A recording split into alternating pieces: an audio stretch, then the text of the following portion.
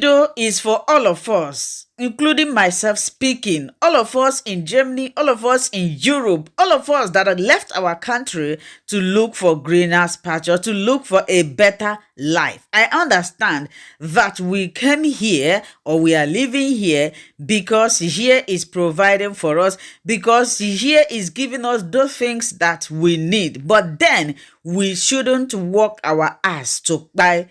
A lot of people are buying these days. You can never hear news. It's not their business because they are not telling you, they are not forcing you to work yourself to death. In UK, as I am speaking with you, it's only the one that our people bring. The authorities are not going to tell us this person, what is their business? They give you how many hours you can work. You choose to work yourself to buy.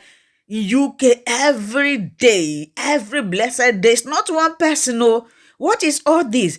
This our sister from Nigeria raised her lamb. She gave this information, and I'm happy that somebody from Nigeria can advise us. We want to please people down there. We want to please everybody. But you forgot that you cannot please human being whatsoever you please. How you will know it? Those people, I told you guys, I know a man here. All his life, he has been working any available shift in his working place. He takes it.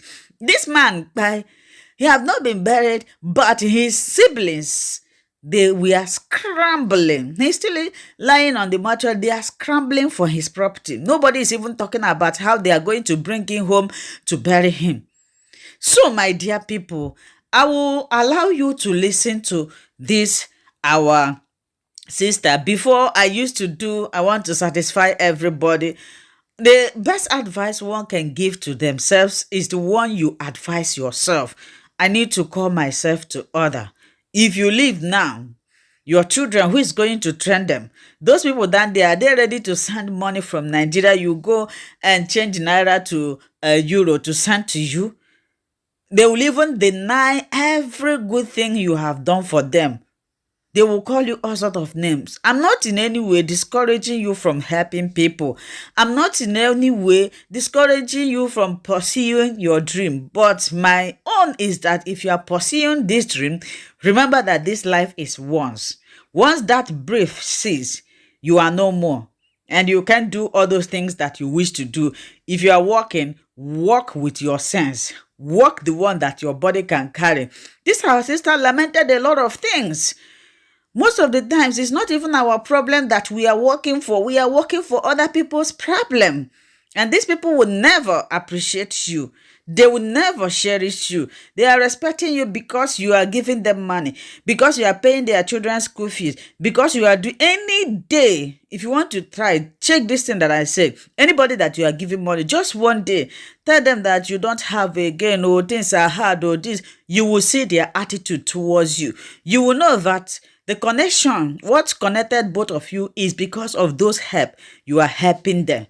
The other day, a young woman toiling herself in the UK, she built a mansion. She traveled down home to open the mansion. Coming back, she couldn't even rest. She went back to work. That was how she collapsed, and that is the end. Now, that mansion, who is going to live in it? Who is? Some people are saying, no be village people. Our body need rest sometimes. There is a limit you can walk. There is a limit. I am telling you the truth. There is a limit. That was why I made a video encouraging women to do something to support their husband. Husband, walk the way you can carry. Nobody should push you to go and walk yourself to death. Walk the way you can carry. You as a woman, nursing mother, you can do something. Even if you can create content, you can take a neighbor job. In the morning, go do something, support your husband so that he will live long. I always advocate for that. Don't stay at home. Your husband will be doing a normal job, doing neighbor job. You will be there. You'll be the one consuming. You'll be bringing the people he's going to send. In fact, let's listen to what this my sister said. And if you like, you take correction. If you don't like, continue working. The only thing be say, when you buy, if I see your this thing, I will just write rest in peace. Check it out. That is the only thing. He who have ears, let him listen. Let's hear this message from our sister. Thank you. Message particularly for you. And just now I was reading of a young person in UK that collapsed, a Nigerian in UK that collapsed at the warehouse where he was working, and he died. And they're looking for GoFundMe to be able to bring him home to bury. In the last few months, there have been quite a number of deaths of Nigerians in diaspora. And this is the message I have. But before I even go into the message that I have, I want to say something about a time when I was in the UK. I think that was this year, around during the summertime. I was in Scotland. And so, knowing how Scotland is, by 3 a.m. the sun is shining. And I use those moments sometimes to go for my walk. I walk 10 kilometers every day. And so I will use that moment to just quickly, instead of sleeping. I normally don't sleep early, so let me just finish my walk and then I'll come and sleep. Most times in those walks, the people that I see who are either like returning back from work or going to work are black people. And I don't have any study done. I don't have anything to be able to collaborate what I'm saying, but I'll just tell you what I saw. So these black people, and most of them looked like people who had emigrated. What am I saying? Nigerians in diaspora, especially those that have gone, you know, they either have jackpot or something. They are walking themselves to the grave. It needs to stop. You do matter. Your life matters. I know, yes, there's a need and a pressure from back home. People who are making demands on you. People who are families that are waiting. Expectation. Everybody wants you to solve, you know, their problem. And we've all been brought up to believe that we have to solve everybody's problem. The money that you have, yes, it's not for you alone. Everybody must have of it and that. But there's a saying that you cannot help the poor by being poor yourself. And I also want to add, you cannot help the poor by being in the grave. Most of you are walking yourselves to the grave. Let me repeat, it needs to stop. The people that you're killing yourselves to work and get money for them, first of all, 99% of them do not appreciate you because they feel that you should do more. After all, you are in abroad and you are cutting money anyhow.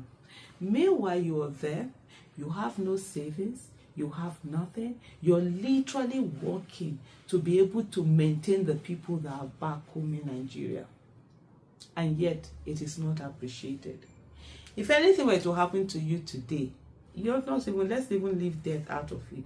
Maybe you came back to Nigeria or you've not really been able to amass something that people will think you should amass. Those same people that you have helped constantly are the ones that are coming to insult you and say, with all the opportunity he or she had, they never did anything. Meanwhile, your money was the one that was used to pay school fees, take care of people, pay hospital bills, send feeding money. But they will never understand, they will never remember. I saw a story where someone had put out a tweet and he said that this person was the one who was the breadwinner of the family, helping everybody and everyone. And then there was this change in the circumstances. I think he lost his job or his business. And his mother said to him, so all those years you did not save anything. But what Mama forgot is that, how could he have saved anything when he was the one that carried the whole family? When people sat down and waited for him, did nothing. The thing is this, if you don't help the people back home, they will help themselves. They will find alternative. The day you die and enter the grave, guess what? They will look for some other person that they start asking and start billing. Yes, you might have that guilty feeling, oh, if I'm not helping, I did this one. As much as you can, crush that guilty feeling. Don't walk your way to the grave. Many people have fallen into this trap. Yes, the jobs are by the hour. What's it called now? Every overtime, everybody that is not doing their work, everyone you're collecting. Body no be wood. It is truly not wood. It is your body, and you have to look after it. There is only one you in this world. You are an endangered species, and so therefore, you know what they do with endangered species? They give them privileged treatment. You have to give yourself privileged treatment. You have to put yourself and your health first. You have to learn to say no. It's no. Say it without any guilty feelings. Sometimes they will emotionally try to blackmail you. They will say also, stop it. One of the things that I now say to people is that if God does not punish you for you not helping yourself, God will not punish me because I refuse to help you. You have to come to a place where you know this is what you give for charity every month. If it reach that level, leave it. Nigerians in Nigeria don't have sense. So I'm in Nigeria. I'm one of those people that don't have sense. You know one of the reasons why we don't have sense? Because we have people that will be billing. As long as we continue to bill people, we will not have sense. We will sit down, the hardship that is being caused, we will sit down and do nothing about it, because it's very easy to send text and say to somebody, my child is sick, my child is dying, and my wife is sick, my wife is dying, my husband is sick, my husband is dying. We've not, it give us money. But when you ask them to go to their government that have been wasting their money and ask for that help, they don't do it. So indirectly, you are also the problem of us here in diaspora. Of us here in Nigeria. Those of you in diaspora, I've said it to many people in diaspora. This sending money anyhow, you have turned us into beggars with our hearts, and we don't know how to stand and fight for ourselves and go there and get a nation that works for everybody. Some will say, but we can't stop it. How do we stop it? We have to help people. Yes, you are helping them. You are killing them. And also killing yourself and sending yourselves to the grave. Let me repeat, this message is for my fellow brothers and sisters in diaspora. Don't walk yourself to the grave because you want to fulfill certain needs. When you die, life will continue. Nobody will cry for 24 hours without eating food. Even if they don't want to eat, they will be forced to eat, because you say to the person, eat so that you have strength. After all, like my mom will always say, it is with strength though that you will cry. So eat. At a very young age, or as a young mother or young wife, I thought about this thing. I said, nobody will cry for 24 hours without eating. So I used to put myself first. It's not easy, I can tell you that. Getting to that mindset. Even myself, that's how I used to. My first business collapsed because family. Oh, we've not eaten today, I will send the money. Oh, this, I will send. Guess what? The business collapsed. And when the business collapsed and I had nothing, for over a year or two, I was sitting down like that. Nobody said to me, Aisha, how do we get that business back up? It was only my husband that came and stayed. So when I started my second business and the demand started coming again, I minded myself. But I still didn't get enough sense until one day I found out that a cousin of mine was building houses.